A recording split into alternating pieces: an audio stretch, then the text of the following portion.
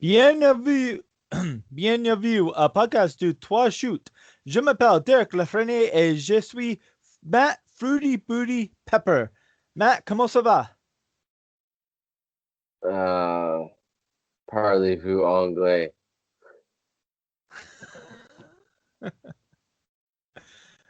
Tu pas parlez-vous français? Although, although I did understand the fruit booty part. That makes me think back to '90s WCW Thunder. But Well, I speak in my native tongue. Open up the podcast. We're doing an all the French week, version this week. yeah. Well, for those who don't speak French, welcome to the Three Falls podcast. I'm Derek, joined as always by Matt Fruity Booty Pepper. Matt, how are you doing this week? Well, I'm doing all right. I'm probably this week. I didn't watch as much wrestling, even though I love wrestling. Sometimes it doesn't make me as happy as I'd like. But there was a lot of good stuff to talk about still.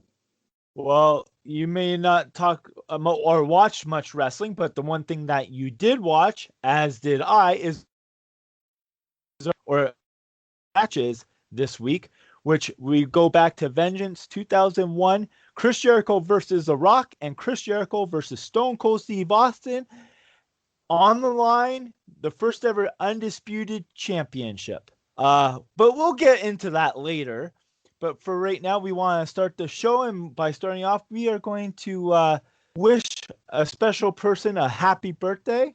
This is our mutual friend Holly. I've known her for probably about 19, 20 years now. And those people that, first of all, I just want to say that she's going to hate this. She's not one of those people I don't think that like to people talk about, put out there and everything, but she is very special. She if you are have been involved in any professional wrestling from I would say Ohio to Toronto, you would know who Holly is. I'm not going to say her last name because that's confidential, but she's very special. I owe a lot to her. I probably done a lot of that I've done in wrestling, like the little things or have the experience I have without her. She was almost like my lifesaver at times. It's funny because like sometimes I have anxiety, and when I go, especially when I go wrestling shows, because there's lots of people, and I would text her and kind of just follow her around like a lost puppy dog. But anyway, I just want to say happy birthday, Holly. I hope your day was special. And I want to dedicate this Jericho centric podcast to you. Matt, any words? Um, just I echo pretty well everything you just said. Holly's great. She's given me a lot of opportunity as well. Her and you and Steve and Tyson, everything I've been able to do in wrestling. So it's she's great. I would follow her on social media if anyone gets a chance. She has a photo section. If you know who she is, she takes some excellent pictures. I want to just say, like, she is like not just her, but like a lot of she's one of like the unsung heroes of like wrestling, and the reason why I say not just her because where I want to go with this is all the volunteers, all the people that put in long hours, all the people that have always been through everything that you don't see in middle of the ring on show day, or you don't see the limelight, or they're not signing autographs. They're the volunteers, they're the security, they're the people that are doing camera work, they're the people that are setting and tearing up or setting up and tearing down the ring. These people, they're really the unsung heroes of professional wrestling. And it's funny because like a lot of wrestlers really do appreciate these people. Like I know Tyson, like you just mentioned him. Tyson Dukes has all appreciation, as does Cody Deaner's another one I want to point out. He's always treated me well. like just gone out of the way. He walks up to you and thanks you at the end of the show, and you're like, oh, thank me, you're the one that wrestled. Yeah. And now where I go with this, why I'm kind of segueing with Holly, is because I always seen her as like the leader of all the volunteers. I always seen her as like, the mother of. I don't want to say the mother of. Oh, I'm going to get slapped for that one. But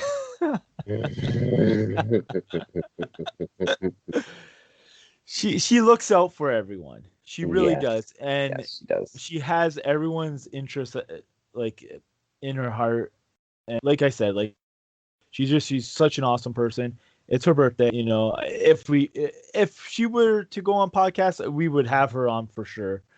But anyway, I'm going to wrap this up because I'm just blabbling on. Happy birthday, Holly. And Yeah. On with the show. Happy birthday. What did you watch this week? All right. Well, before we get to that, I'm gonna give you a choice of two topics. You can pick one. Not so much topics, but I'm gonna give you two options that we can spend a few minutes on. Oh boy. No, not bad. I mean, unfortunate, but these are still good memories. This week, you're gonna pick one. This week was the 23-year anniversary of the passing of Brian Pillman, so we can talk about that. Or today would have been Eddie Guerrero's 53rd birthday. So you get to pick one. Well, with all due respect to Eddie Guerrero, I like to talk about Brian Pillman because Eddie Guerrero he gets a lot of recognition, and this is not to be disrespectful, but everyone knows about Eddie Guerrero. He's so he with wrestling fans, he's lovable. Brian Pillman, I don't think gets the you know a big reason because of that is I believe at some point his wrestling career just it was skyrocketing, and then he got in a motorcycle accident and it just kind of spiraled out. Well, I think part of it too is he passed away just before the big boom period in wrestling. So Yes, you're so right. he died in 97. WWF was just, I mean, they were doing good TV. It was just starting to get hot. That's Austin was taking off. He was part of the Hart Foundation. But he wasn't, he was a prominent character on the show, but he wasn't wrestling regularly on that show because obviously he had a lot, he'd been in the business since the late 80s. So he had a lot of wear and tear and, obviously some other issues going on as well. But I think the time period in which his his life ended and his career wound down, it was, you ushered in a whole new set of fans at that point. So I think there's a lot of fans today that never really got to see Brian Pillman and the genius of Brian Pillman prior to a lot of, I mean, his early WWF stuff was genius, his ECW stuff was genius, his WCW stuff was genius. So a lot of fans did not get to witness, in my opinion, one of the most genius wrestlers that's ever been in the business. Imagine what he could have done in the Attitude Era. Like, Oh, give him one more year. Imagine what he could have done. yeah, Amazing. Amazing. yeah, Because you know what? When I was talking about him just now, I was thinking about his work rate, but I wasn't even thinking about his mic skills, which he was very outshone later in his career. And it's not that he was a bad worker; it's just that he messed up his ankle really bad. yeah, yeah. He his career is very interesting because if you look at his early run in WCW, he was the cruiserweight division before there really was a cruiserweight division. Um, and then he really took off when he turned heel. He was the feud with Kevin Sullivan. He was in the Horseman. He was the Dark Horseman. He was off the wall. His promos were ridiculous. He had the match with Sullivan when he did the "I respect you, Booker man" and dropped the mic, where everyone's like, "Huh, what is going on?" Where he was able to get out of his WCW contract and then work in ECW, where he had some tremendous promos there as well, all the way to the WWF. And his WWF run, he was like mainly doing commentary when he first started there, and he was so different on the mic, on commentary than everyone else in that time. Yeah, he was, and I think a lot of people before the Attitude Era remembered the whole Austin Pillman gun angle in Pillman's house, which was, you've never seen it again. It was, No. I just remember the line Pillman had that was like, Austin 316 gonna meet Pillman 9 millimeters. And he had that crazed look on his face, and he's like, his eyes are bugging out of his head, and he's, you know, Brian Pillman was a great story from the time he was born. He had throat cancer. He had like 30 operations on his throat. He survived. He was never picked for any of the football teams he was on. He walked on in college. He walked on to the NFL. I mean, he ended up in Calgary, trained in the dungeon. I mean, he was an underdog the whole time. Yeah. But people that know wrestling and love wrestling, the one thing he did that you can't take away is, and I think that's the lasting legacy of Brian Pillman. He didn't know what he was gonna do. He was a great worker especially in his early days, but the character of Brian Pillman, you didn't know where the line was, and that's what made him unique. And it lives on today with his son, Brian Pillman Jr., who, when you see him, you think you're back in WCW. Yeah. He looks identical to Brian Pillman. It's uncanny. They said, give him one more year. Imagine the stuff. You know? Oh yeah, I mean, right into the Attitude Era, because you wouldn't know what you were gonna get with Brian Pillman. So yeah, so I just thought we could talk about Pillman. You know, you grow up with these guys. They're not here anymore. It's too bad, but his legacy does. Well, with that on that somber note, let's move on and kind of go something a little bit better, more upbeat. I watched Impact. Oh, geez, I can't remember what it was called. Victory Road, I think. Yeah, Is it Victory Road? It was I on their believe so. Yeah. yeah, it was on their Impact Plus app. Pretty good show. I really enjoyed the show. I will admit that. I kind of, check out Impact from time to time because, well, it's not. It's an enjoyable show. It's there's something about it just doesn't retain me.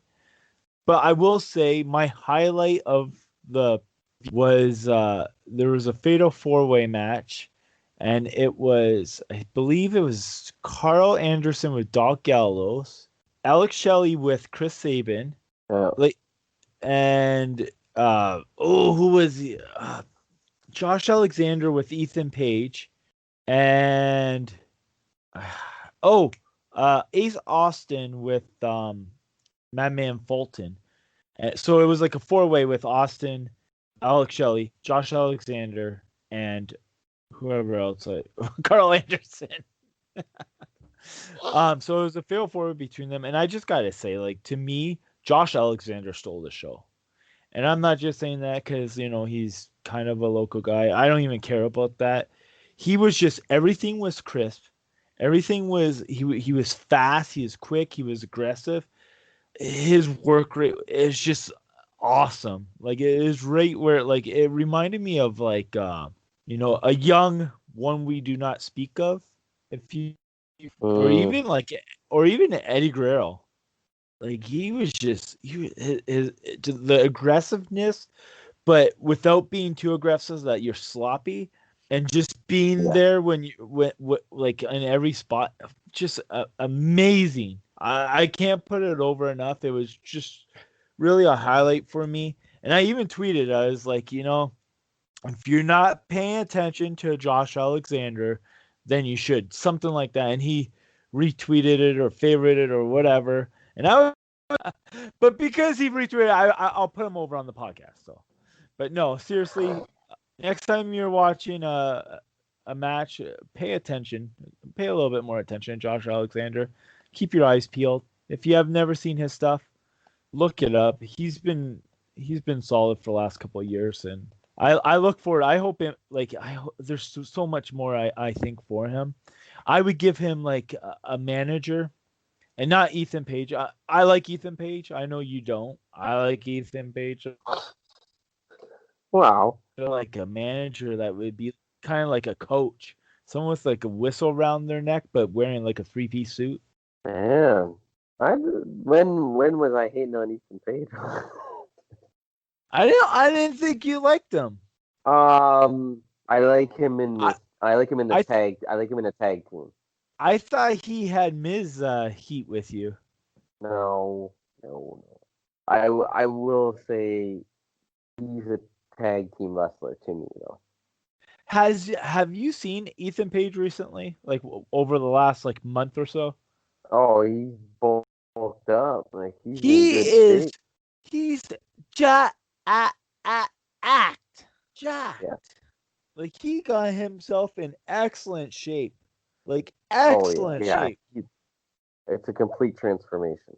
Like he always he used to say like, oh, he's, which I don't know if it was tongue in cheek because he had love handles, but he actually is a body guy now, and good for him. Great for him. Like, you know, I watch his vlogs. I'm a fan of his. I like his stuff. So it's good to see that he got himself in really good shape. I like that he collects Marvel stuff. I like turtles. Well, there you go. Anyway, no, I will echo your praise on Josh Alexander. Clearly, in my opinion, he's money. He's absolute money.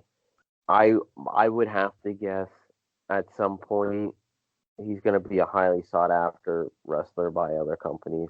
You wonder how that's going to go with Impact. I imagine they want to hang on to him as long as they can. I don't know anything about contracts or anything like that, but to me, whether it's Impact or another company, you really could build a division around this guy. There's no question. You can build a singles division around. He's that good. He is unreal. The North has been a good team in Impact, but if they were to split, I would push this guy hard as a singles wrestler. Like I said, if he had like a heater that's like and I would put like it kind of has like a wrestling kind of feel. He wears the headgear and everything, so I would give him kind of like but not like a guy that looks like a hockey coach. Only he has a whistle or something annoying around his neck, right? Or something, you know, to set him apart. Nothing overly gimmicky. Actually, you know who? I got something else to say. Another highlight of Victory Road for me, actually. Now I thought about it, but I really, really, really, really, really like the gimmick that Caleb Conley. Oh, my, what's that? Caleb Conley. Yes, he has this great gimmick where he's like this, like I want to say like a Starbucks drinking hipster douche. So almost like me, and his name now is Caleb with a K. Love it. Man. He's like a manager. Oh man, I love that gimmick. Like that is perfect because it's something that, you know, it's something that's original that you haven't seen a million times or that's too outlandish, and it's something that is relevant to today's culture. So I really gotta give whoever came up with that great job. But and you know what? Go ahead, sorry. No, I was just going to just say overall, like I said, I did not tune into Impact this week. I might still check it out, but there's something that's not holding my attention. Maybe it's because they put Eddie Edwards in the main event. No real hate on Edwards, but I just not buying it. Well, here's another thing with Impact, okay? I know I'm all over the place tonight. Maybe because it's like I have had like 6 cups of coffee, Starbucks coffee. I'm Derek with a D. Anyway, Oh, the thing about Impact, about is before they were teasing on their YouTube thing that they had a face to face with Eric Young and Eddie Edwards, and they hyped it up by saying Edwards walks off. Okay, and it was I was like, okay, like I'll check this out. Like I like Eric Young, and I like Eric Young, so I was watching it, and they were watching. It was them watching like their match from a month ago or whatever, where Eric won the title, and they were going back and forth and all that, and Josh Matthews was intervening it. Now I gotta pick this apart. First of all, Eric Young's a hockey guy, right? True or false? big time. He's like the fantasy sports guru. He loves hockey. He knows hockey. Oh He plays hockey. So you could imagine Eric Young would know how to chirp, right? yeah. Yes, yes. I don't know why, but to me, he was trying. They were trying to get on each other, and he was trying to get on Josh, but he wasn't doing the greatest chirping. I think it seemed a little contrived, and I know he can do better, and that's the only reason why I'm bringing it. He could do better. He should have done as if he's on the bench. Anyway, and then Eddie Edwards is he's firing back or whatever. They're having their spat and everything, and then Eric Young brings up Alicia Edwards before. I mean, this is the 16th million time that she's been brought up in Impact Wrestling, and all of a sudden now Eddie Edwards gets upset that she's being brought up. So, so he gets upset and he walks out of the interview. But is that damn house? How do you walk off a set when you're in your own damn house? I can't. Anyway, you don't have to answer I can't that. answer that. All I'm saying is don't tease it as him walking off. He's not walking off a set or anything. The match, first of all, the match was over, so it was at the very end. If you're going to have him walk off, to have him do it in the middle of the segment, right? Yeah. And don't Yeah, like no, makes if sense. he's going to go off the call or whatever, do it in the middle of the segment, and then like don't hype it that he left or he walked off or whatever when he's like doing a Zoom call. It's just that's kind of like okay. I don't know. I just for some reason this bothered me. I don't know why, but whatever. Anyway, but they had a great pay-per-view. It was an overall good show. Impact Plus, the app is pretty, it's reasonable price. That suggest, see if you like it, like if you're liking their product and that. I do want to, check it out again. Like I said, I don't know why I enjoy some of the shows, but something doesn't get me. Maybe it's the backstage segments that are just they take you out of it. I don't like their shooting style because it's kind of like it's different, right? It's not the same cameras that they use like inside, so it doesn't look real. If you know what I mean, it looks like more movie-ish. Yeah, no, more cinematography. Like it's more like an artsy type feel when you're in the back. And I understand. I give it to them for being different, but it's just like when you get like okay, Sammy Callahan doing something like that, sure, I'll buy that. But when you get like Moose in a artsy fartsy thing, or you get like all these other guys like Tommy Dreamer in an artsy fartsy thing, I'm just like okay, Yeah. you lost me. But anyway, that was my I was hard on Impact, but I was also good on Impact, so I'm fine. You know who I enjoy on Impact? Who's this? Swinger. Yeah, I could watch him. he wasn't I on could the show. watch him. I could anytime there's a segment with him, he steals it. He is absolutely ridiculous with this gimmick. The whole like bizarrey, the way he talks, Daddy. I enjoy him. He's probably not a big comedy wrestler guy, but man, does he ever? He's got it. And he's been around forever. He's so talented, but this is like a reinvention of him, and I've enjoyed the stuff I agree with you for the 100%. last several months back with Impact. And I did see, and I do like the Heath storyline about him getting hired, even though I mean you could make the argument that some of it can be perceived as a rehab.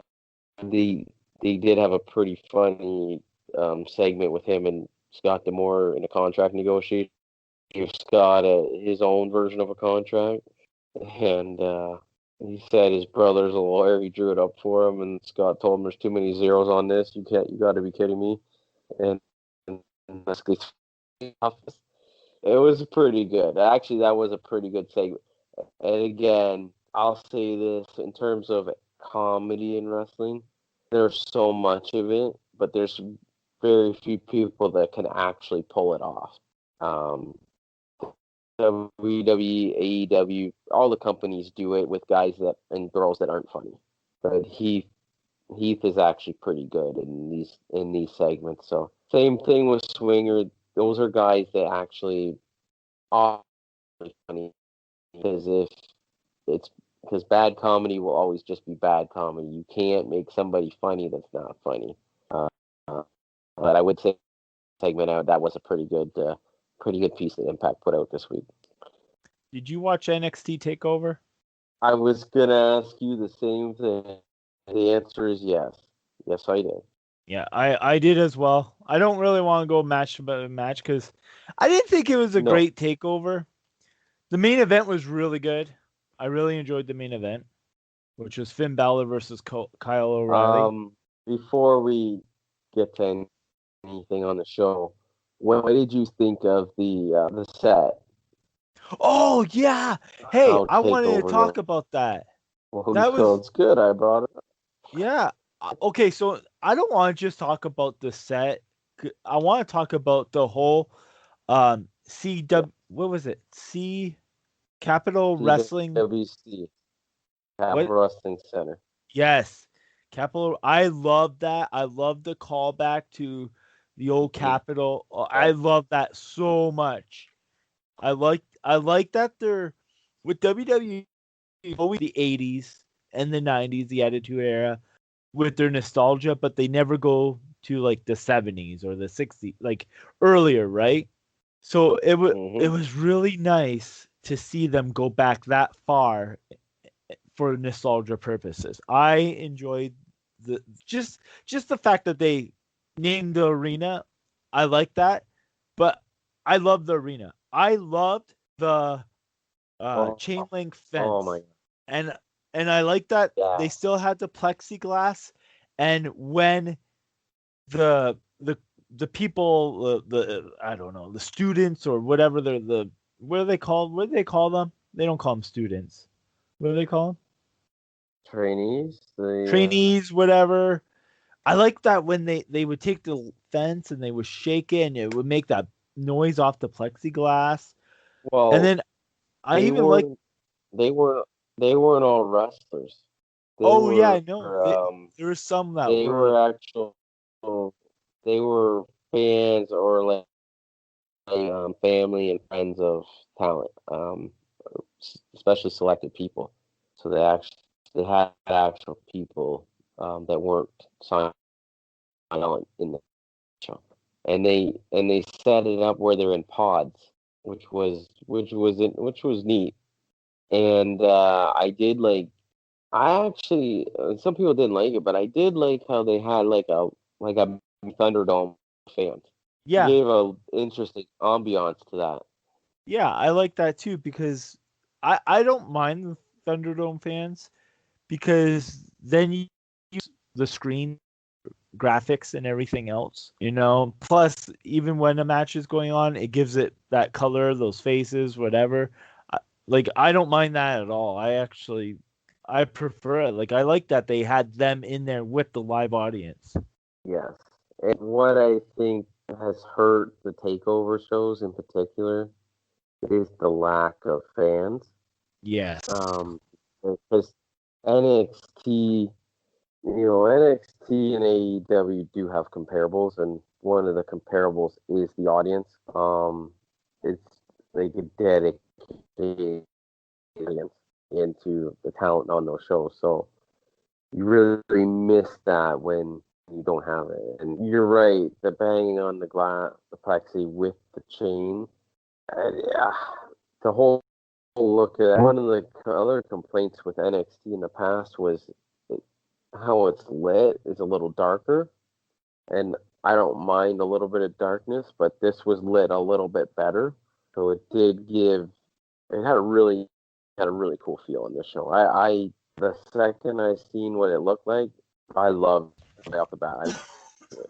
It was really cool. Yeah, so I mean, typically is it's not a long show. So they had 5 matches on that show. I wouldn't say they were every match was a barn burner, but to be honest, it was a pretty solid show for the most part. Um, you know, Priest Gargano open, pretty solid opener. Damian Priest might be one of my favorites in wrestling right now. He was kind of weird at the Kushida Velveteen. Uh, I don't know if Velveteen Dream was white hair, like he was featured with Kushida or something. I don't know. It was very odd. Um, Well, he was supposed to Kushida, be the like um Doc from Back to the Doc Future. Brown. Yeah. I know it was odd, but in Kushida, they all of a sudden like a killer in the ring. Where Scott and Santos Escobar. I don't think anyone had a lot of hot like was really looking at that match. I think they had a really good cruiserweight match. Swerve is gonna be a star in this company, and it's funny. Earlier this year, I mean, I didn't think much of him, but I love that gimmick. I love that lucha gimmick. Candice and Io. I mean, Io's got to be one of the best women's wrestlers in the world. I did want to ask you about after that match. Tony Storm came on the screen saying she's coming for the title, and then all of a sudden they cut to like motorbike footage that they've been showing. Did you see this? Yes, I did. And it ends up Ember Moon was riding a bike. I didn't see these vignettes previously. I think I might find one. So I didn't. It was weird that they had two people returning back to back in segments like that. But Ember Moon going back to NXT, I think this is where WWE does have an advantage over AEW and other companies is they can move people around to these shows. And I think I remember I asked you a couple weeks ago who moved to NXT. I think this is a good candidate to see what they on this show. Yeah, And I agree. the yeah, I mean, I think universally Ember Moon's looked at as a really talented wrestler. So that we'll see what happens there. And then the title match, Kyle O'Reilly and Finn Balor, they brought it big time in that match. That was tremendous. I really have enjoyed the singles push of Kyle O'Reilly. He's so different. Probably any wrestler on any show. Is there? I don't know who you compare him to. He works a completely different style than almost anybody. I love his transitions, the way he goes side to side, bounce, submissions. I mean, he's really has his own craft. And I mean, we've put him over on here lots of times. One of the best workers in the entire world. One of the best wrestlers in the entire world. That match was tremendous. Both had best matches. Both got injured. Um, yeah. Anything you want to add on that match? Oh, was excellent. Yeah, no, I thought it was fantastic. The my only thing is I love that like there's intensity and that they're bringing it and all that, but I'm with the Bret Hart belief that you should be able to walk out the ring like the way you walked in, like some of those shots were just way too stiff, and you know, like look, Finn Balor's on the shelf now, right? So I mean, it was fantastic. I enjoyed it, but it's wrestling, guys. Like, you know, Well, I mean, I agree, but at the same time, that's between those guys, man. I think we get too wrapped up in people getting hurt and stuff sometimes yeah, too. And it's not ballet, I guess. I agree. Like I do agree, but at the same time, it's like I mean, things happen in matches. You just like yeah. I mean, Hart talked about being safe, but he's also talked about guys being unsafe with him and giving receipts. You just don't know. Like things happen in the match. There was a really weird angle at the end of it too with um, what's his name? That Rich Holland and Adam Cole. It's kind of a strange way to end the show, but I think that'll be a thing. Rich Holland looks good. He's green. Feud with Cole. Cole could prove again that he may be the best wrestler in the world. So, all in all, I enjoy Takeover. Now, it's funny.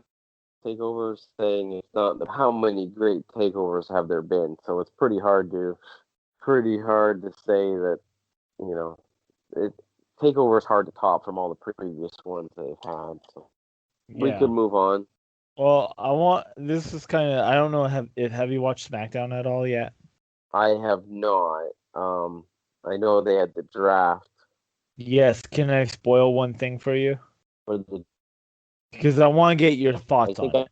draft. But go ahead. Well, they broke up the New Day. Yes, I saw that.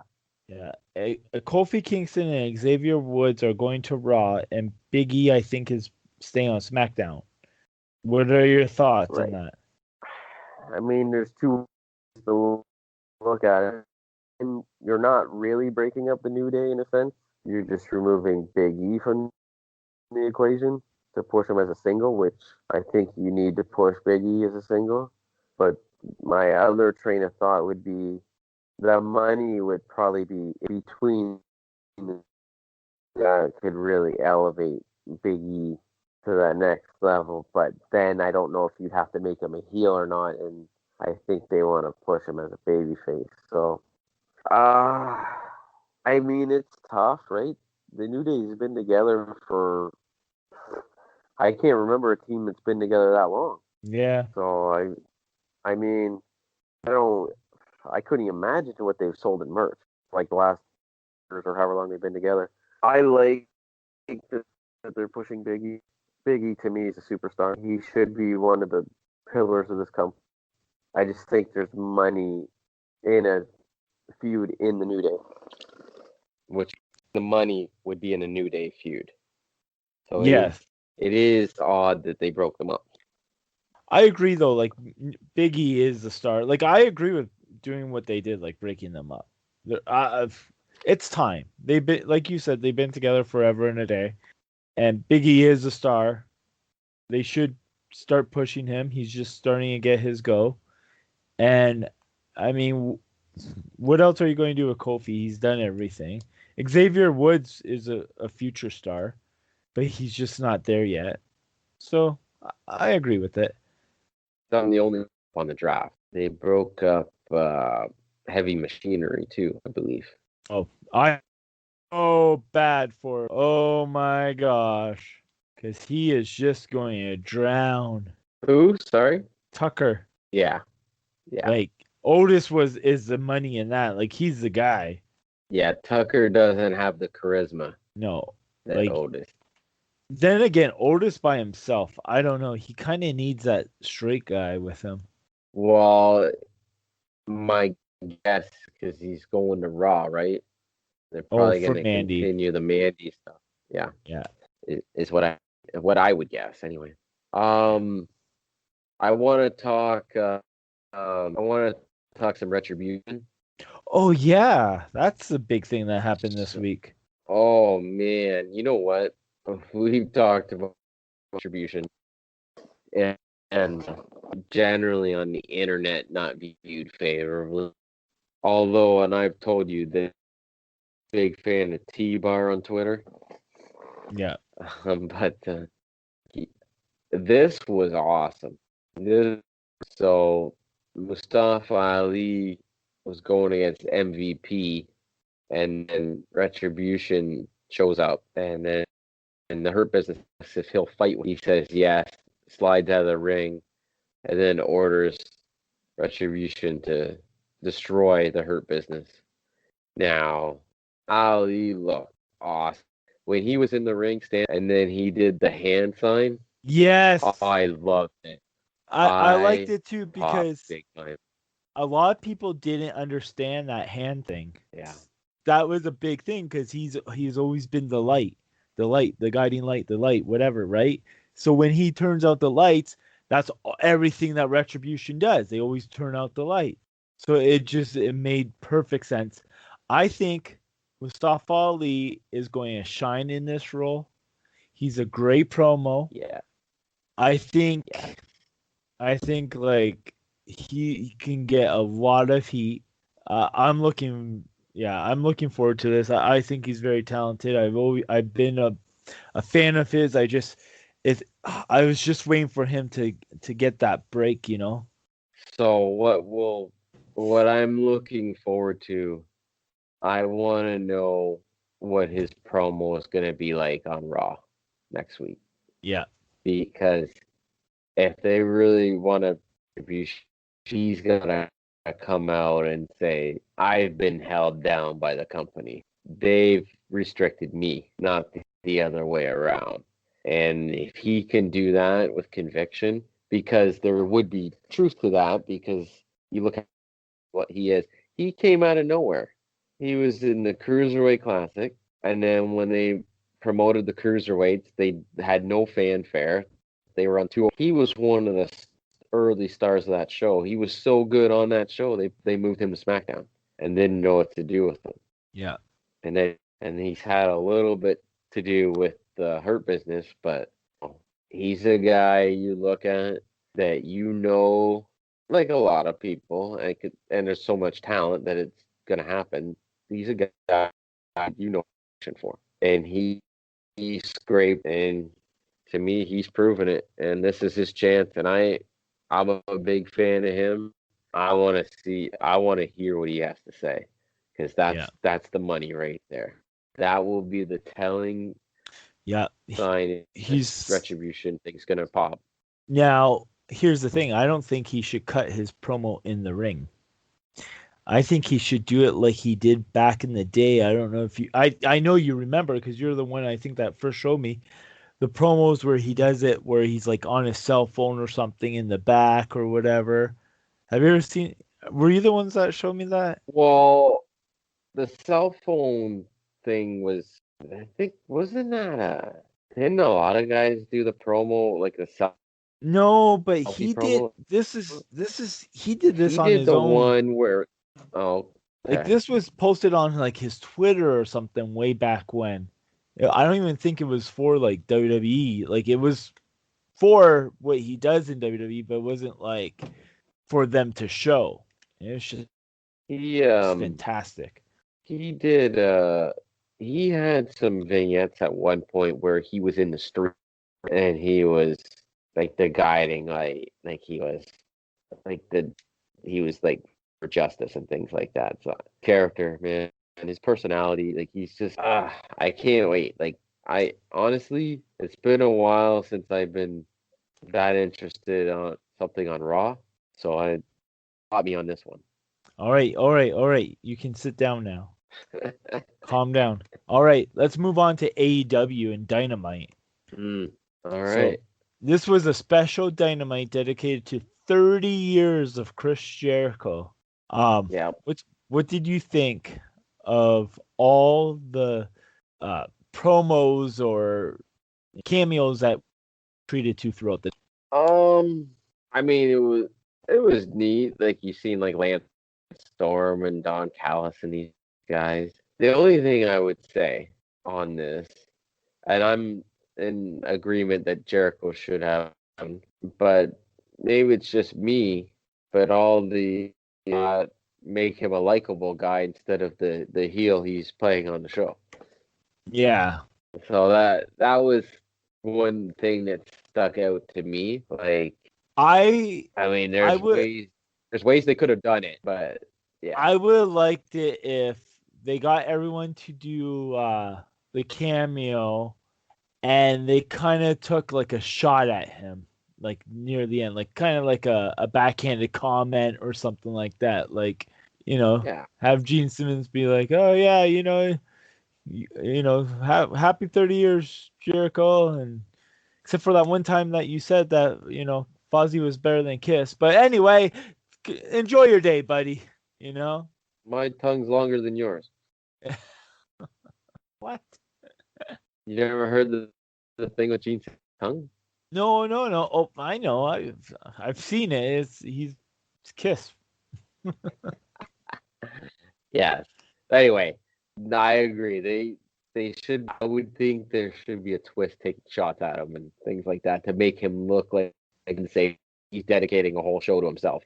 It would be excellent. Yeah, like it would be excellent if it was like instead of AEW dedicating the show, like Jericho like is doing it for himself. Yeah, like he's making it a big deal. And it would have been awesome to have his dad take a backhanded comment at him.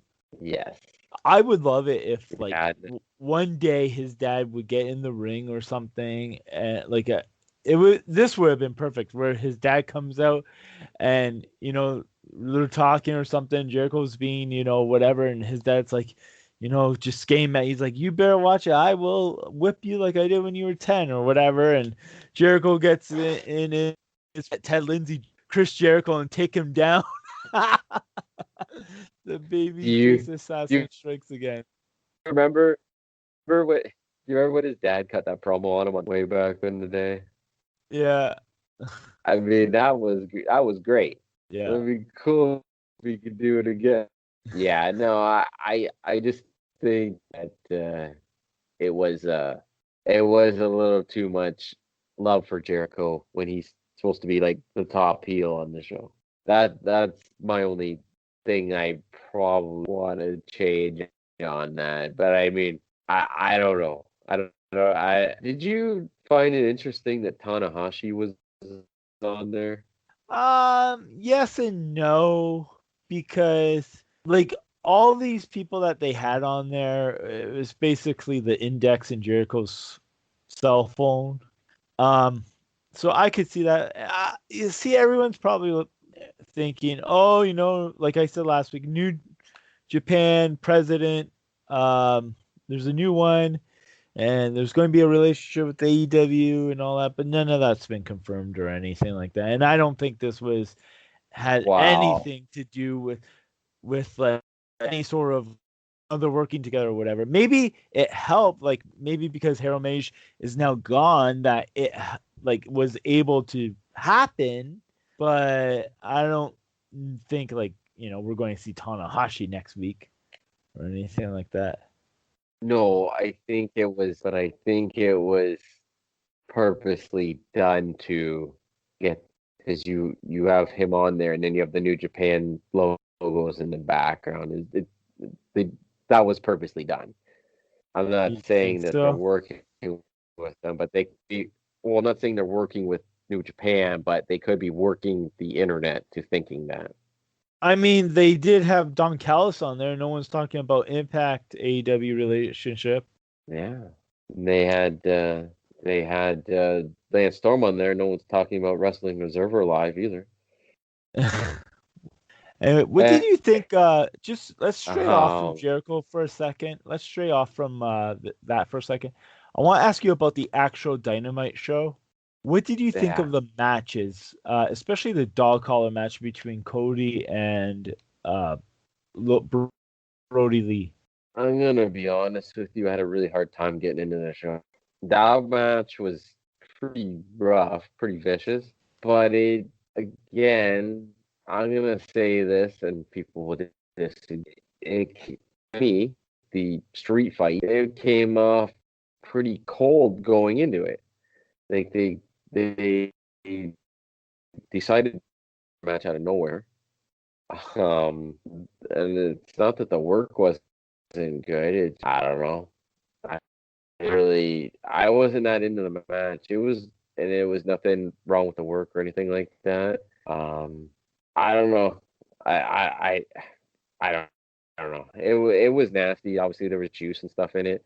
Summoned Greg Valentine to watch a dog collar match. Um, since he was in one and and I don't know. I don't even know. Honestly, I don't really even know how to comment on it. It was different.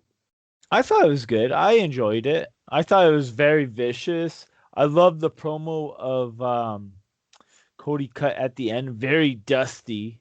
Very reminiscent of Dusty's like where he reach out promo. I thought it was good. I agree with you that it was cold going in only because like we didn't see Cody for so long, and like when Cody was gone, like it's not like Brody Lee really talked about him or brought him up in promos or anything like that. Well, thing is, when Cody came back, it was very odd that Cody's the one that comes back. He doesn't challenge Brody Lee. Brody Lee challenges him, and then has someone throw him a dog collar. Like that had any significance on their feud. Like I don't know what the point of having the dog collar match was. Although the They line about covering up your tattoo, that was there really was no reason to have the dog collar match. You know what I would have done to set up for the dog collar match? I would have had so Cody comes back, blah blah blah. Brody Lee challenges him, and then the next week I would have had it so that Cody's cutting a promo or something, and it cuts. There's on the screen. It cuts to his house, and there's members of the Dark Order inside his house, and they kidnap. I think his dog's name Shadow or something like that. Yeah, I can't remember something like that. But they kidnapped his dog, and then that can set up for the dog collar match. Like they can work with that, being like, or do something with Cody's dog that we've seen time and time again. That's what I'm getting at. I just think they book matches for this just for the sake of it. They don't. I don't know. That's my thing on that, and it's not to take away from the work. It was vicious. It was nasty. They did try to kill each other or perceive to kill each other. And uh, I don't know. I want more. Like I want more story, and I don't. And they don't deliver. I don't know.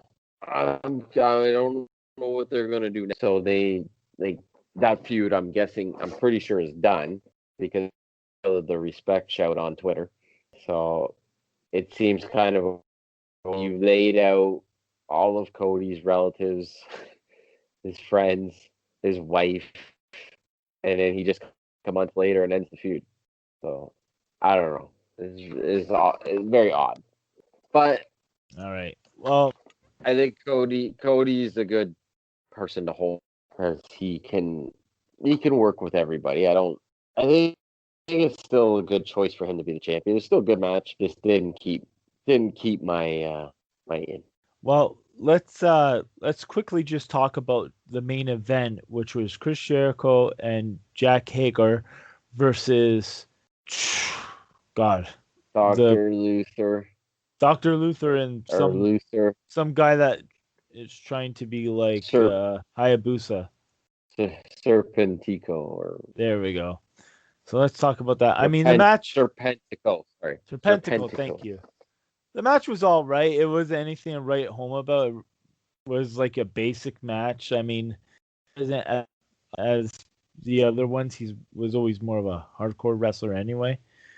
So the match it was what it was. It was what you expected. Nothing special. I thought actually, you know what though, the one high point of the match is I actually thought like Jericho was going to put Luther over in the match. There was one point where Luther got like a close two, but Jericho came back and Jericho and Hager got the win, and then they So, had oh, go ahead. Sorry. no. You finish or you go. I was done. I was They got the win. I, I know why Jericho wanted to have that match. Obviously, he's friends with Luther, Lenny, St. Clair. They he's they know each other forever. But it seems odd that you're gonna close the show that's always on dark, and then it's all of a sudden in the Dynamite main event. It was, I don't know. It's obviously there's some nepotism on that.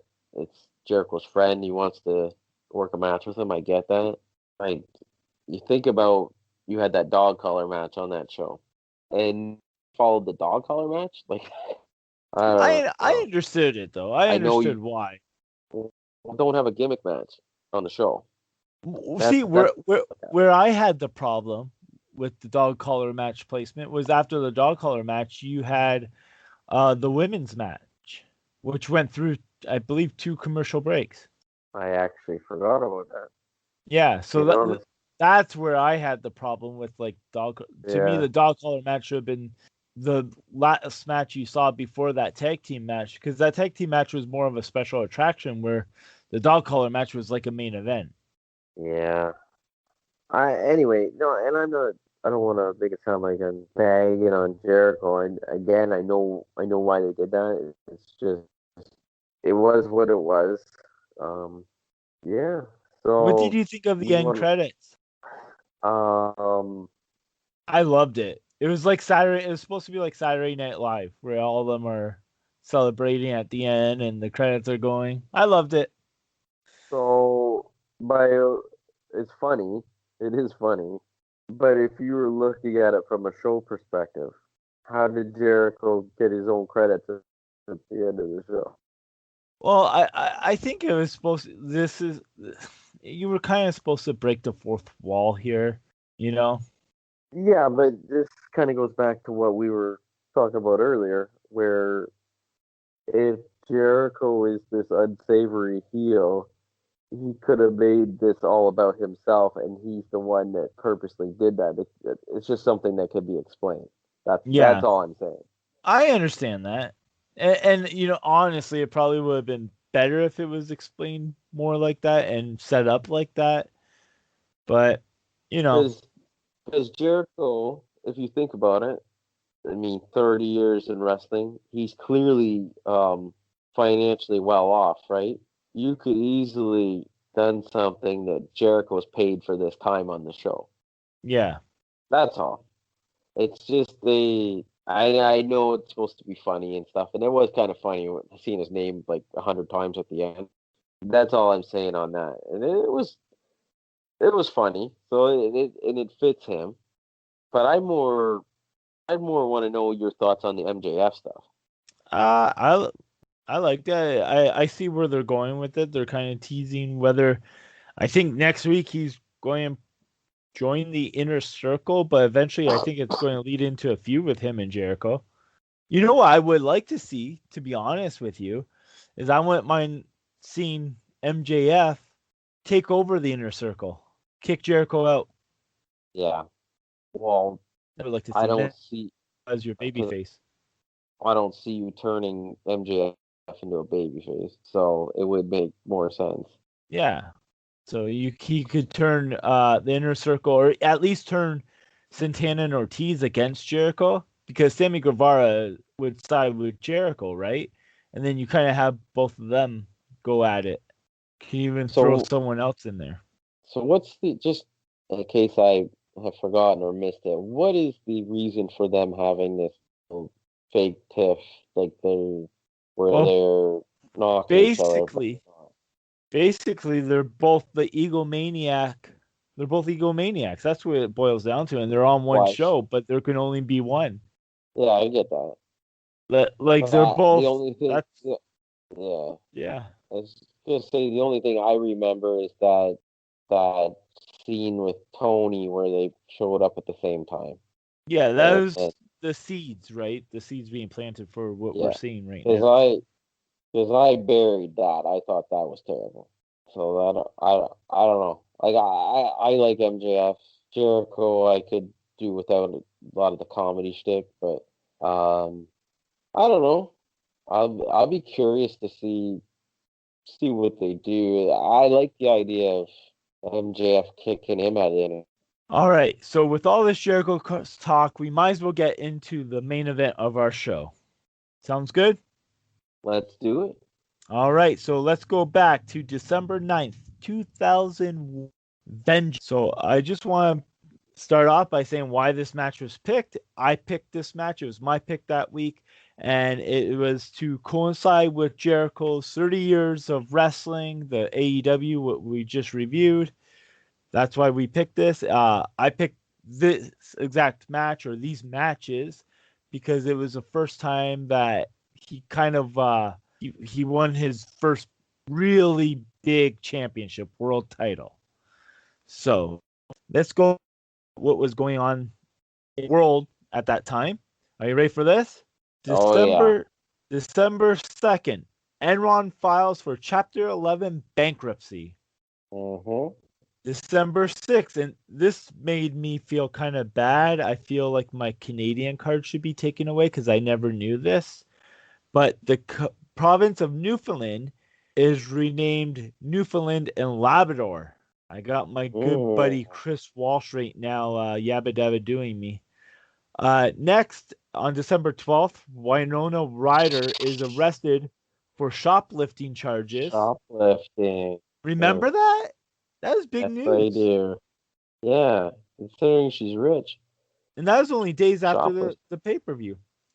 On December Yeah. 22nd, you'll remember this one. Richard Reed attempts to destroy a passenger airliner explosive in his shoes aboard American Airlines Flight 63. Mm, Now, I just want to say because you got to remember this is December. This pay-per-view happened December 9th, 2001. It was only months after 9/11. So a lot of yeah. this is circled around that we're, So for instance, the last tidbit I have for you is on December 24th. Time magazine named New York Mayor Rudy Giuliani Person of the Year for leadership after the 9/11 attacks. Wow. So Huh. yeah, so lots happening in the world. This is interesting because this is the first match that we're reviewing where both of us were very well. Well, you were kind of alive last two ones, but zero Wow. Wow. old. So, but this is like the first one that we're reviewing where we probably vaguely, like, really recall what was happening around that time. So, with that being said, let's take a look at what was in the theaters at that time. I want you, let's make this a game. I'm going to give you three guesses, okay, to name Mm, any of the movies that were in the top 10 in December of 2001. Go. 2001. The Sixth Sense. Wrong. That was 1999. In the top 10? Yeah, anyone in the top 10. So name Um, 2001. Red Dragon. Nope. One more guess. You can do it. That's not a hint or anything. That's just me saying you can do it. The Scorpion King. No. Scorpion King didn't come out until little in March of 2002. So Oh, I'm not going to go through all 10, but I am going to start with some of the highlights. You know what? I will go from 7 down. So all right. number 7 was Shallow Hell, starring Jack Black, Gwyneth Paltrow, Jason Alexander. Number 6, Black Knight, Martin Lawrence. Oh my God. Number 5, Spy Game. Number 4, Monsters Inc. Okay. That is the big one, Monsters Inc. Number 3, Behind Enemy Lines. And That's now here's Steven where Seagal. these two, Harry Potter and the Sorcerer's Stone. And number 1, Ocean's 11. Wow. Now, later this month, a new one of the Lord of the Rings movie came out. So I think it was like the second one or Return of the King or something like that.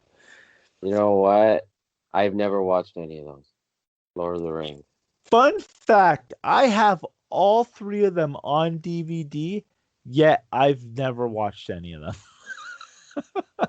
I It's a funny story all the time. Is I've tried to watch the first one and I've fallen asleep every time. Well, there you go. Every You time. know, next time you have insomnia, what to take. And and just to go on that, also never watched a Harry Potter movie. Now that's blasphemy. Wow. Someone that I can't. Someone that looks like Dolby, such as you, and you've never seen a Harry Potter movie. I'm not sure what that means. I'm sure it's not good, but I'm gonna look that up later. And if All it's right, insulting, I'm coming back next week. let's move on to music. Number one song All at the right. time. I'm not going to make you guess this because we all know music. At the time was "Family Affair" by Mary J. Blige. Oh man. Before that, I want to just do a couple. So before that was "I'm Real" by Jennifer Lopez featuring Ja Rule, which is one of my favorite songs. Before that was That, "Fallen" by that Alicia doesn't Keys. surprise. But the big thing, the big one was on December 22nd, the song that beat "Family Affair" by Mary J. Blige was the first single, I believe, by a little band that would go big. "How You Remind Me" by Nickelback. Wow. That was from the Silver Side Up album. Yeah, there we go. Remember that? That was a massive album. All Massive right. mon Yes, it was. So let's go. Now that we looked, we know what time frame we're in. Let's talk about how these matches came together. This I gotta kind of do off the top of my head because, and maybe you can help me piece some things in if I forget because I forgot to write this part down. But it all uh, started. So we had the invasion angle, yes. and it Coleman. Well, first of all, during the invasion angle, The Rock and Chris Jericho formed some sort of an alliance, a loose alliance, because they both hated Stephanie McMahon. And throughout that alliance, Rock kind of teased that Jericho never won the big one. Well, at No Mercy beat The Rock for the world title or the WCW world title and finally won, quote unquote, the big one. But The Rock kind of got Jericho into agreeing to like a rematch on Raw. On Raw, what was the date? November 5th. So they had a rematch. The Rock um, beat Jericho with a surprise roll up. And irate Jericho attacked The Rock after the match. So Jericho and The Rock were made. They were both together on Team WWF versus Team Invasion for the winner takes all match at Survivor Series. And Jericho cost The Rock, like he made The Rock get eliminated. So that is their feud in a nutshell. Now, the next night, there's no more WCW or ECW. Vince McMahon wants to award the WWF title to Kurt Angle for he was a mole. I know this is all kind of all over the place if you don't know what I'm talking about. Anyway, but Steve Austin was the champion at the time, so he was going to strip him, give it to Kurt Angle. Ric Flair made his debut in WWF, his re-debut, claiming that Shane McMahon and Stephanie McMahon have sold their stake to Ric Flair just before the match at Survivor Series. So Flair says, "Nah, you're not stripping Austin of the title and giving it to Kurt Angle. Basically, we're going to do this the right way, and we are going to have a tournament in Lehman's, right?" So another thing that happened that same night was your favorite club came to be the Vince McMahon Kiss My Ass Club. The next week on Raw, Vince McMahon was going to have JR kiss his ass, but Austin came out and No, did Austin? No, Austin didn't come out. It was No, it's Undertaker that came. Undertaker. Yeah, and he made JR kiss McMahon's ass. But didn't Yeah, because Austin come out and help him or something like that, or come out at the end? Can't I remember. don't I don't think so because I remember JR just laying there being humiliated the Okay, entire. so and it was in Oklahoma. So anyway, SmackDown. Like I said, I'm sorry guys, I'm going off on my head. Uh, SmackDown had the who was it? Is The Rock? I think was supposed to join Vince McMahon's Kiss My Ass Club. Mm, The I think Rock. Well, that was the end of the club with The Rock, I The believe. Rock he was Vince wanted The Rock, and then The Rock somehow So got he it. was he was gonna have um him kiss Trish, and then he changed it to Rikishi, wasn't it? Are we Yeah, talking? something Yeah, like that. yeah. Yeah, so The Rock put Vince McMahon's face in Rikishi's ass. Now I know everyone's being like, okay, well, why are you telling me about the history of the Kiss My Ass Club? They're into. So without further ado, let's get to it. Vengeance, December 9th, 2001, taking place at the San Diego Sports Arena in San Diego, California. The attendance was 11,800. This pay per view was sponsored by Lugs. Pepper, have you ever had a pair of Lugs? Never. You know what? I did. Uh, in high school, I had a pair of Lugs shoes. They were white without laces. My mom called them my moon boots. They were hideous, but I thought they were cool because Lugs was cool at the time. The official theme song for the pay per view was Sinner by Drowning Pool. Pepper, Oh, are you a big fan of Drowning Pool? only when the bodies hit the floor. I was a big fan of Drowning Pool, and I was actually happy because this was in December. In March of 2002, it was WrestleMania 18, and they actually uh, on the pay per view.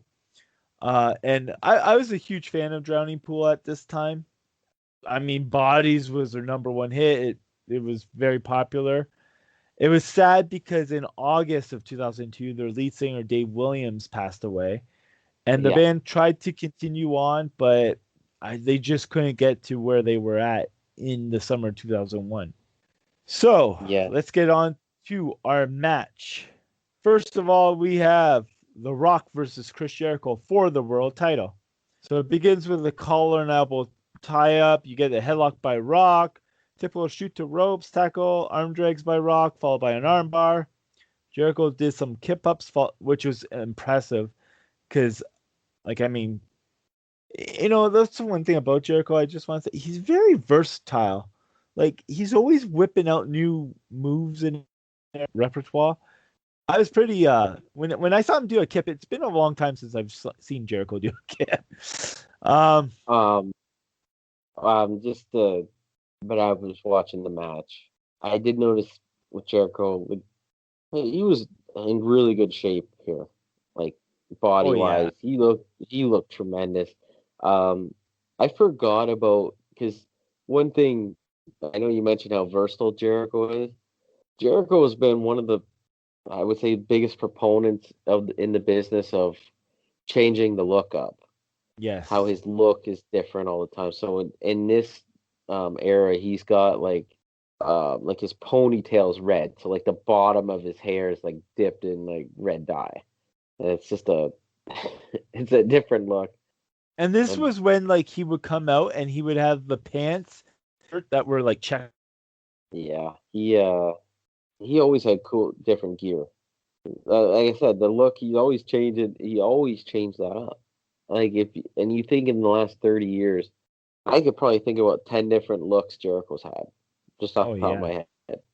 it Um. it's what Anyway, keeps him fresh. yeah. Well, that's you. You have to like you don't have to change everything, but if you're always the same, then people get bored of you. And that because Jericho, I mean, you look at the two guys he's wrestling on this show. They generally don't have to change anything because they're so over. It doesn't matter. They could do anything. See what happened when it didn't go over well. Guys like Jericho, who, I mean, he's had a great career. He's not quite Austin the Rock, so he has to do things to stand out. Yeah. So both men are jockeying for positions early on. At one point, Rock's on the apron and Jericho hits his patented springboard dropkick. Both men are brawling on the side. Then they go on the outside. So inside the ring, and Jericho hits a flying elbow from the top rope, followed by a suplex and a trademark Jericho cocky pin. I love this cocky pin that he used to do, Yes, where you just put the foot on the chest and flex. Is I love it every time like it's in a video game or it used to be in I think the yes, WCW one. I would always pull yes. it out, especially when It you're was playing a game funny. with friends. It's Yeah, perfect to pull out. I loved it. So it was Jericho has funny. It was funny on the N64 days when you beat somebody with that pin. Oh yeah. Yeah. So Jericho has a headlock on the Rock, and he asks the ref. This one might be the earliest known piece of footage of Jericho doing his trademark ask him. So Jericho misses a lion salt. Rock follows up with some right hands. Jericho ducks under, hits the ropes, comes off with a face buster. Jericho goes for a second lion salt attempt and is successful, but only gets a two and then argues with referee Earl Hebner. Rock gets off a near fall off, a crossbody roll through. Both men are back on the outside. Jericho catapults Rock into the ring post, sets Rock up for a rock bottom on the announce table, but Rock reverses it into a DDT through the table. Back in the ring bottom, but misses it. Jericho then goes for the people's elbow, but the Rock tries to turn it into some sort of a sharpshooter before Jericho hits a sharpshooter of his own. It was not the best sharpshooter because Jericho didn't really sit down, so it looked really bad. I don't know if maybe Rock was hurting. He's like or maybe Jericho was hurting where he couldn't sit down. I don't know, but it looked really bad. Or maybe that was the point that it looked so bad that Rock was able to escape because then he wrapped Jericho up into a small package for a 2 count. Both men get back to their feet and Rock hits the rock bottom, but is too fatigued to go for the pin. At this point, Vince McMahon comes down to the ring and gets on the apron. Rock hits him off, hits a spinebuster on Jericho, and goes for the people's elbow. In middle of the people's elbow, Vince gets back on the apron, but Rock flips Vince into the ring. Rock corner distracted by McMahon. Rock turns around and gets low blowed by Chris Jericho. Jericho hits the rock bottom on the Rock and gets the win at 19 minutes and 8 seconds, making him the world champion. Jericho's celebration, though, is abruptly cut short when Austin limps down to the ring. Mm-hmm. Any thoughts on the Jericho Rock match before we get into the next one? So a couple things when I was watching the match. Obviously this is 19 years ago. Even though I was watching wrestling nonstop at the time, there's still things you forget about.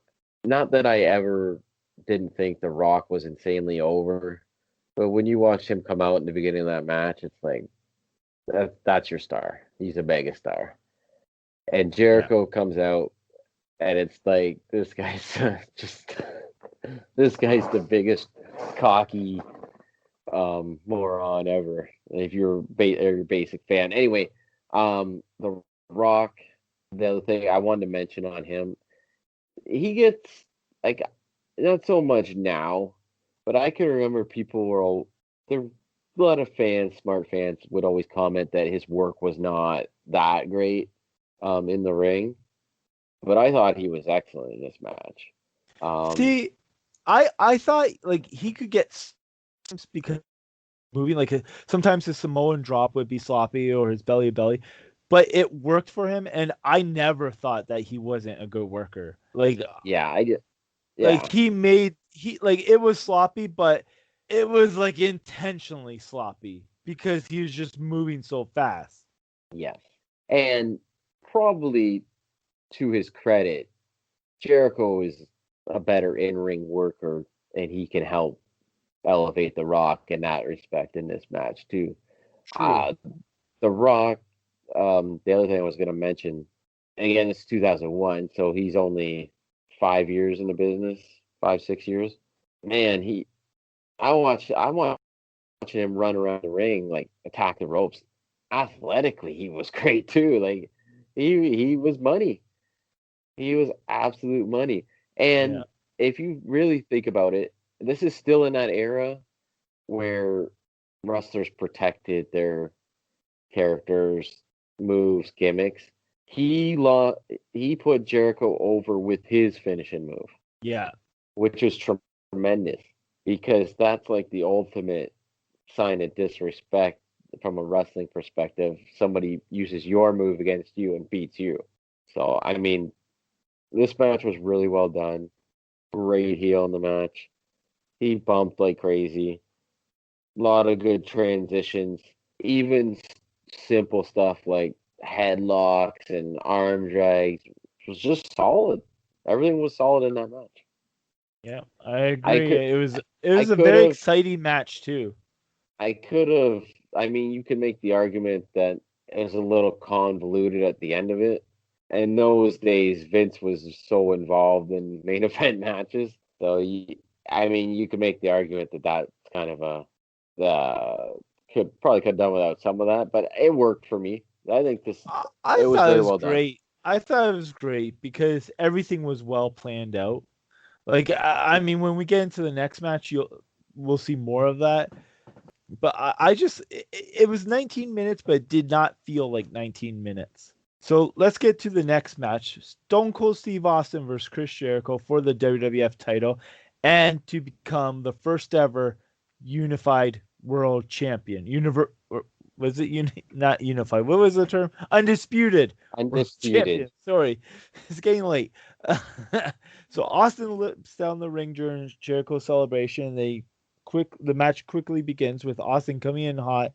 Well, the announcer debates whether the bell has rung or not, which it has not at this point.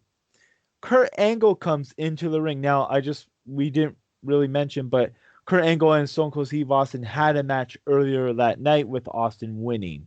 So Kurt Angle comes into the ring and nails Austin with a steel chair. Jericho staggers to his feet and advances towards Austin, but is cut off by The Rock, who hits a rock bottom on Jericho. Rock then chases Angle to the backstage area. The bell officially rings. With both men down, Earl Hebner starts the 10 count. Jericho makes a pin attempt but only gets a 2.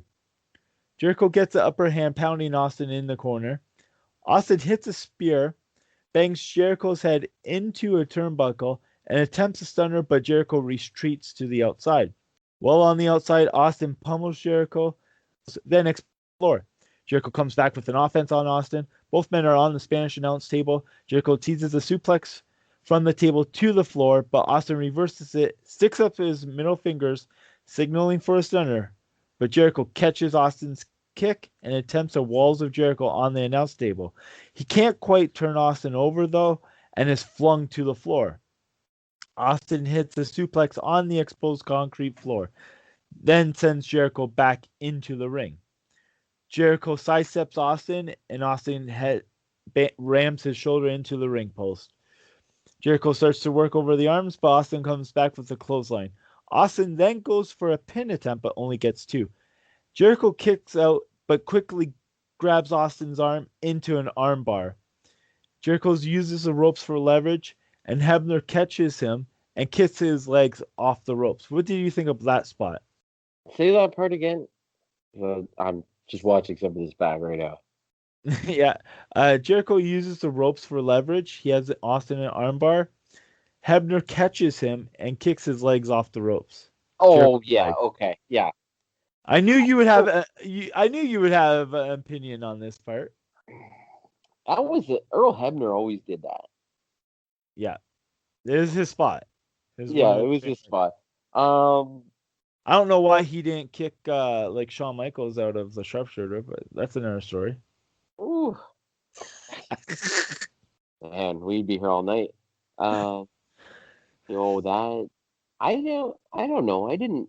You know what's funny? I never had a problem with that spot because it was always like I always took it as Hebner somebody to do something they're not doing it, and he just did it. And he's the only guy that did it, so it was kind of it was exclusive to him.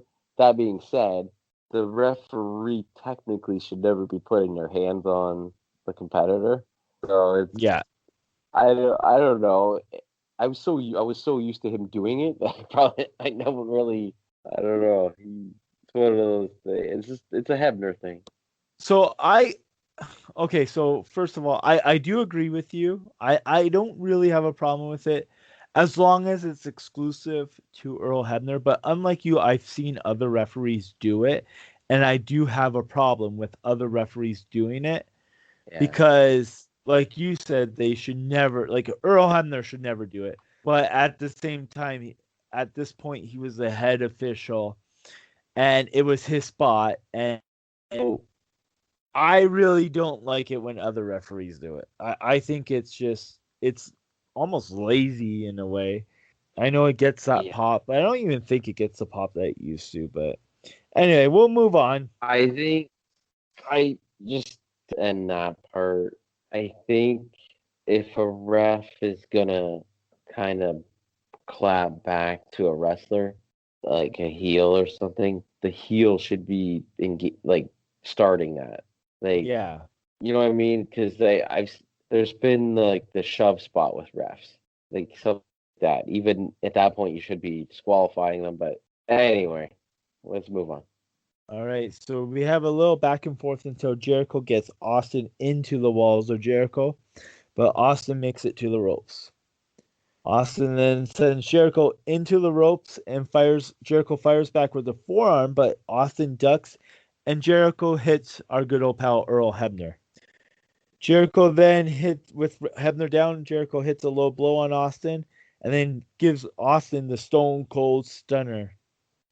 Vince comes down, so there's no referee. Jericho goes for the pin. Vince comes down to the ring with Nick Patrick, who was described as being a crooked official. Goes for the count while Rick Flair grabs Patrick out of the ring, and McMahon then sucker punches Flair and sends him into the ring post. Obviously, this sets up for the McMahon Flair match that we're going to have a month from now at the Royal Rumble.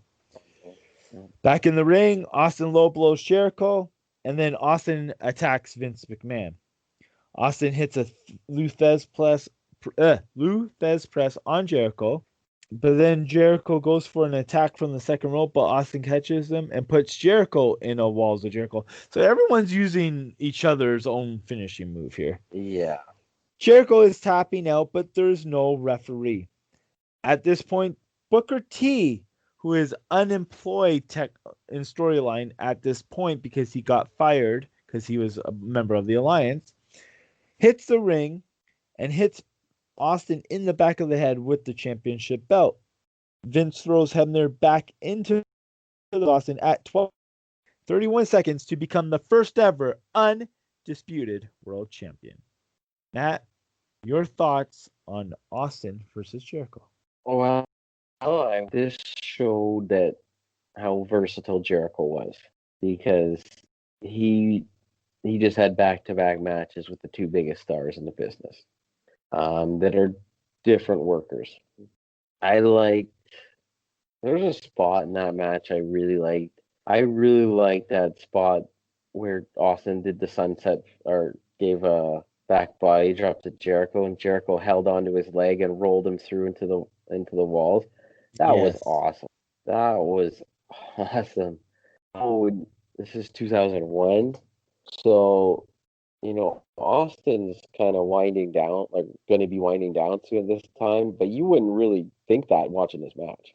No, Oh, yeah, they were bringing it. They were you bringing know, it. one of the things I wanted to say that I forgot when I was talking about 2001 and WWF at the time was this was probably like I was still in the very height of my fandom here. This was around the time I was probably about I think I was like 16. I was like I'm becoming a professional wrestler. And in fact, here's a fun fact for you.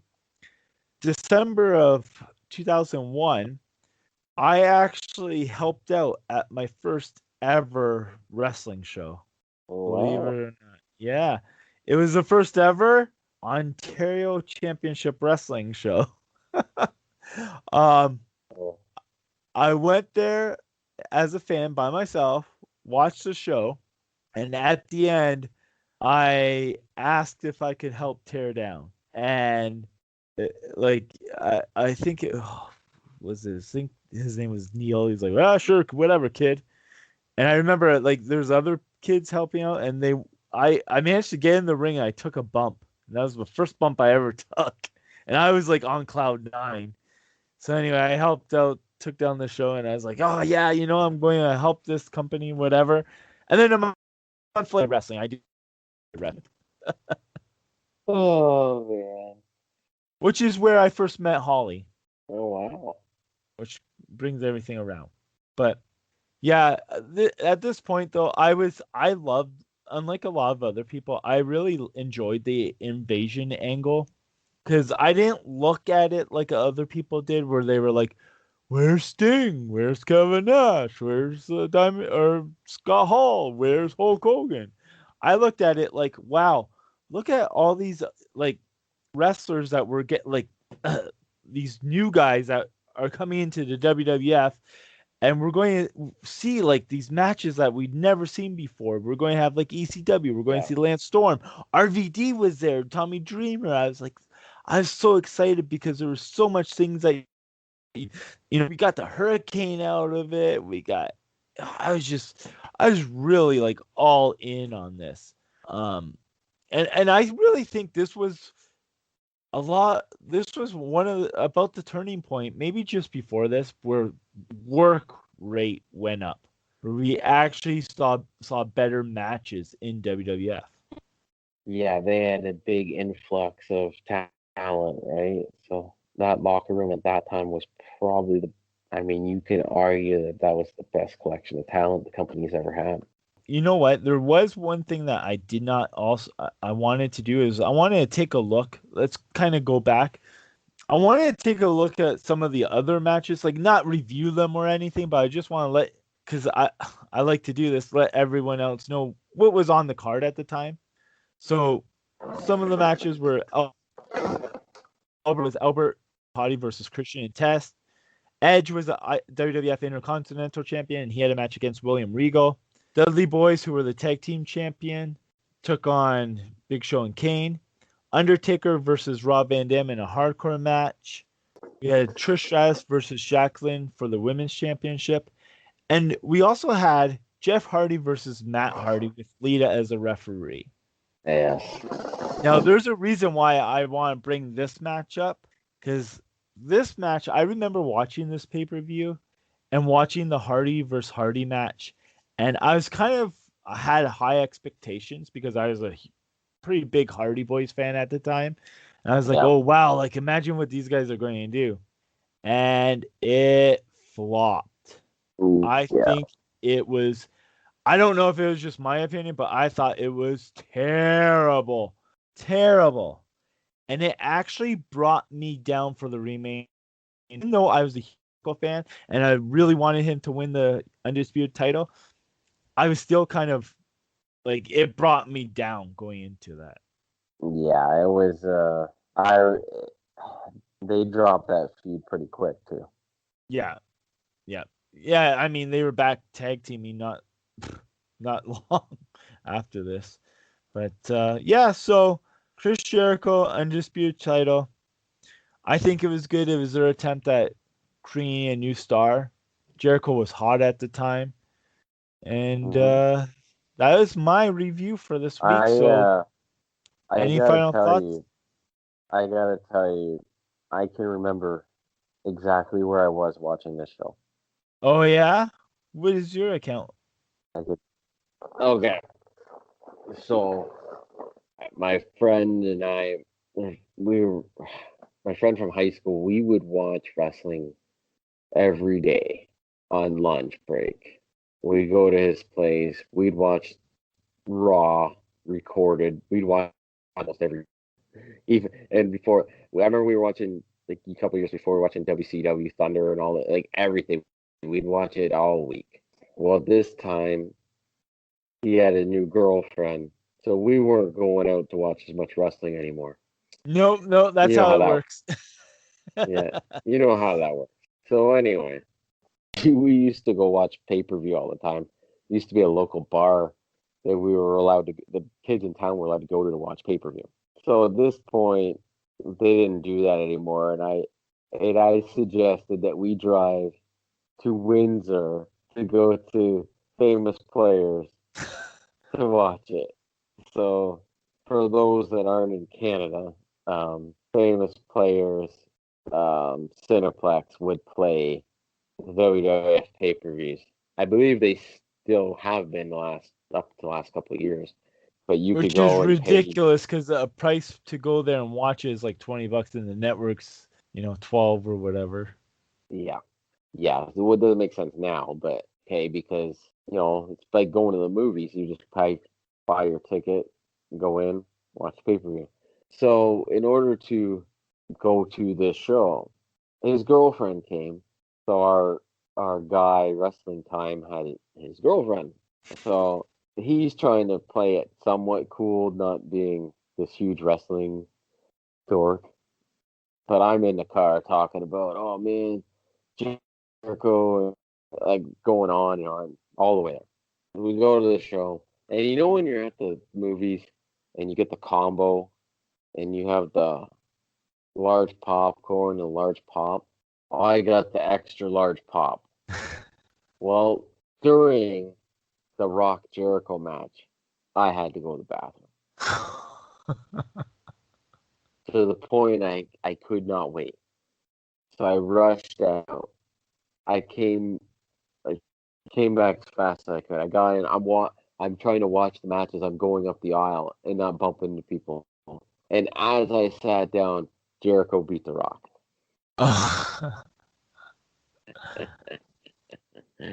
So I remember that fully. I ended up watching the whole thing later, but that's what I remember from that show 19 years ago. Yeah.